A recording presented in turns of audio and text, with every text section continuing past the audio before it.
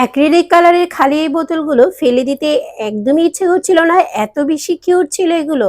দেখতে একেকটা এত বেশি সুন্দর। তো একটা আইডিয়া নিয়ে চলে আসলাম। আর এখানে ১ম এ একটা হচ্ছে প্যাকেট নিয়েছি। প্যাকেটটা একদম আমি যেরকম চাচ্ছিলাম সেরকমই আমার খুব একটা উপকারে এসেছে। তারপর এখানে আমি হচ্ছে মিশ্রণটা দিয়ে দিয়েছি। খুব ভালোভাবে দিতে হবে। আর যদি একটু উঁচু-নিচু হয় তাহলে সেটাকে একটু চামচ দিয়ে বা যেকোনো কাঠি দিয়ে ঠিক করে নিতে হবে। খুব তাড়াতাড়ি ঢেলে নিতে হবে, না হলে কিন্তু এটা পানিটা উপরের দিকে চলে আসবে। আর ভিতরে আমি অল্প অল্প করে তুলো দিয়ে দিচ্ছিলাম।